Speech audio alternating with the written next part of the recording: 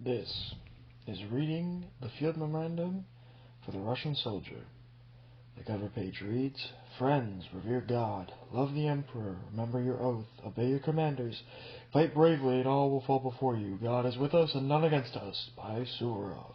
Published by I.E. Frasenko, Odessa, Shiloveskaya, 49. Chapter 1. Audiobook, Field Memorandum for the Russian Soldier. No, I'm kidding. Anyway, it's only 16 pages long. God will see that not for martial pursuits or secular glory we will rise up in arms to secure dignity and security of your God-preserved empire, and we will fight for the right cause. Words of the High Manifesto, with the image of Nikolai Alexandrovich himself, commander of the Army and Navy. As the wild current tears rocks to join with the sea, there is no power that will be able to stop the Russian people in their zeal of unification. With a picture of His Imperial Highness Grand Duke Nikolai Nikolaevich, Supreme Commander. Prayer before the battle. My Savior, you have sacrificed your mortal life for us and decreed for us to sacrifice our lives for our friends and family. With joy I will go to fulfill your holy will and will gladly lay my life for the Tsar and fatherland. Arm me with your strength and courage to defeat our enemies. Give me the strength to die faithfully, strong in belief of life eternal. Give me strength to die with faith, strong in belief in life your eternal, your holy kingdom. Mother of God, preserve me under your holy cover. Amen. General information. Soldier's purpose. A soldier is a servant of the Tsar and fatherland, their defender from enemies. Oath. An oath of allegiance is given before God to faithfully serve the Tsar, his heir, and the fatherland even to the death. Flag. The regimental flag is a holy object that is to be defended to the death. Discipline. Military discipline consists of the exact and unquestioned obedience of orders from superiors, and adherence to the respect of ranks, and strict performance of duty of service. Duties of the soldiers in open ranks. Page 6. 1. Understand combat objectives of his squad, company, or unit. 2. Always keep communication with his comrades, i.e. to see and hear them, to relay orders within the ranks, observe the enemy maneuvers as well as friendly units, and convey such observations to the closest superior. 3. In all cases, render aid and support to his closest comrades with fire, bayonet, shovel, or any support, for example, while crossing over a difficult obstacle. 4. Under no conditions, one should not abandon his place in the ranks. If wounded, do not distract the comrades' performance of their duties, but alert the immediate superior, and with his permission report to the first aid station or crawl to the nearest shelter and await the arrival of medics. Ammunition should be passed to the nearest comrade. 5. Select a spot for himself convenient for firing at a designated target, if possible out of sight of the enemy, and a direct fire. For that purpose, one can move forward to the right or left while maintaining an interval within the ranks.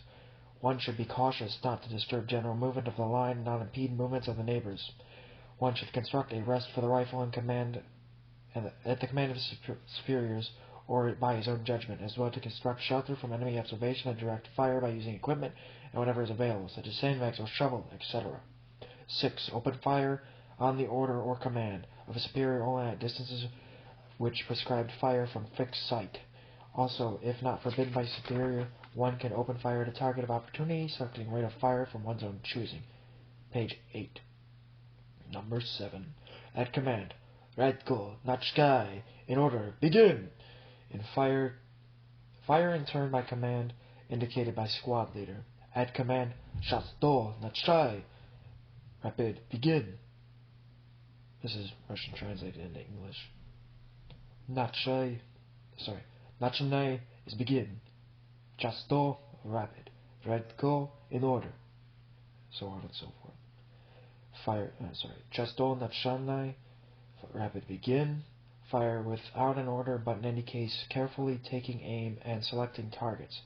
Take care to preserve ammunition and replenish it by collecting ammunition from those who have left the ranks. When half of the ammunition is consumed, report to the superior in the line. Number 8.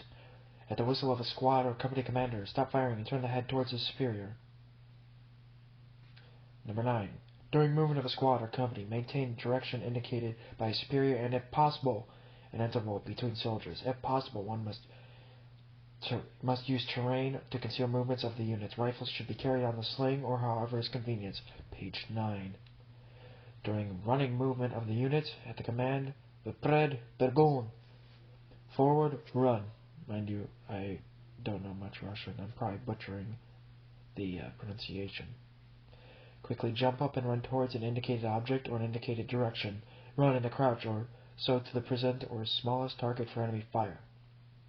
At the command, Stoi, which is halt. Immediately stop and use the terrain as indicated in page 5. During a short run or crawling individually, using your own judgment as to the path and speed best suited to reaching the indicated destination safely. Number 10. Move into the attack formation at the command Vpoy, forward.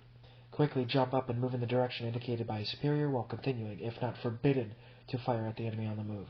During an attack without firing, move with deliberate strides, keeping pace with those in front ranks at the command Hurrah, which translates to hurrah as well in English. Quickly at the shout of hurrah, U-R-A-H, exclamation point, run at the enemy with a bayonet charge on the run, and link up with the closest superior. Page 10. Number 11. There is no time or opportunity to await orders. Commands or signs of a superior one should act independently, taking care to accomplish an objective and deliver the most damage to the enemy. Number 12. When necessary, one should take the place of a wounded or killed superior and continue his objective. Page 10. Reconnaissance. To find out where the enemy is located, to determine his strength, deployment, and movements, a search is conducted which is reconnaissance, as well as locate the best place to advance, bivouac, and defend. Terrain must be scouted and reconnoitered. For reconnaissance, a horse patrol is sent from the infantry, a scouting party. Besides that, a reconnaissance from the air can be conducted via airships or aerial planes. Scouts must act in a concealed manner out of sight of the enemy, page 11, and engage in combat only if necessary when support is nearby. All collected intelligence must immediately be reported to a superior who has sent out the scouting party. If the enemy is located, scouts must observe, then continuously considering it in their objective like a sentry post. Reconnaissance is conducted without interruption at long and short distances, beginning from the first day of war. On to page 12. Directive to lower ranks of the Russian army about laws and customs of land war. 1. We are at war on enemy armies, not on civilians. Civilians can only be considered the enemy if they take up arms against us. 2. An unarmed enemy who asks for quarter should not be killed. 3. Respect other regions and their places of worship. 4. Peaceful civilians in enemy territory should not be harassed and their property not damaged or taken from them. Prevent your comrades from doing so if observed. Hostility towards civilians only increases the amount the enemy. Remember that a soldier is a warrior of Christ and the Tsar and should conduct himself as a Christ-loving person. This is on page 13. 5. When a battle is over, do not kill wounded enemy soldiers, but try to help them. The wounded are not your enemy any longer. 6. With captured enemy soldiers, conduct yourself humanely. Do not mock their religion or prosecute them. 7. Stripping of captured soldiers, even worse, wounded and killed, is the greatest shame for an honest soldier. Those who are tempted to do such acts will be prosecuted as bandits. Number 8. If you are detailed as a guard prisoners, protect them for prosecution of bystanders. If a prisoner attempts to escape, detain him. Call for help, and if needs be, use your arms to stop escape. Page 14. Number 9.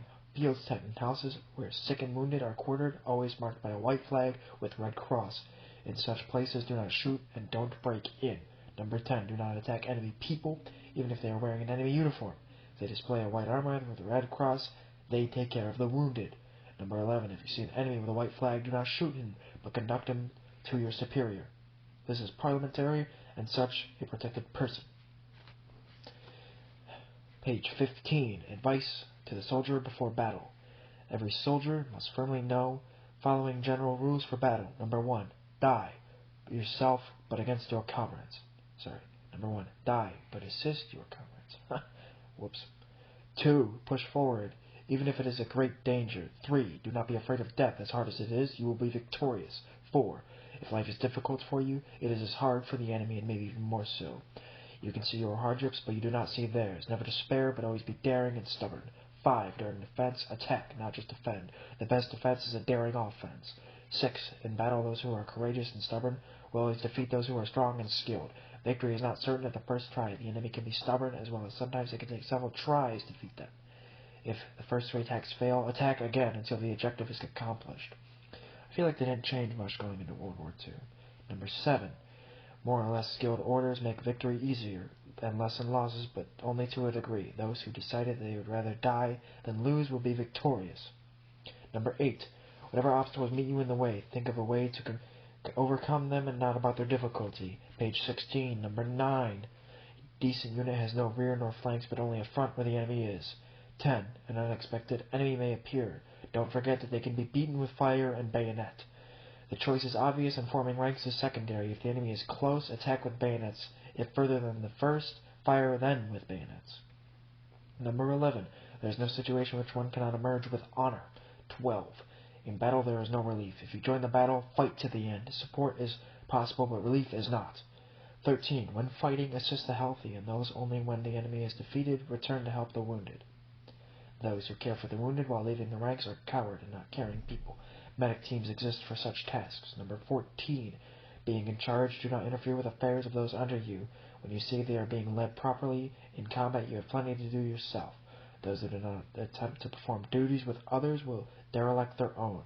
Every rank has a list of responsibilities and duties. A responsible commander should be vigilant that every level of command performs his duties diligently.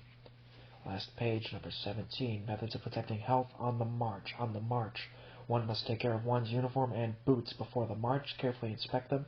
Do not burden yourself with anything extra. That will only add extra weight to your equipment. Pay careful attention to your boots. They should be roomy enough and not cause discomfort. One should always have water in one's canteen, which should be used sparingly. Water gets warm in hot times of year, so it should be wrapped in a wool cloth. One should take care of one's feet on the march. They should be rubbed with soap or tallow before wearing boots. It is good practice to dunk one's feet in warm water for a few minutes, then rub them with soap until froth appears, and only then wear socks or foot wraps. At a long bivouac or upon reaching destination, it is helpful to wash one's feet if water is available. If any sores are present, they should be washed in water and treated with fine flour. That is the end. Publishing location, which is on the back of the book, is publishing I.E. Frasenko, Odessa, Rishavelka, 49 SD, with a nice frame on the back, and the front as well. Thank you for listening to the Field Memorandum of the Russian Soldier in 1908. That is all, and long live the Tsar.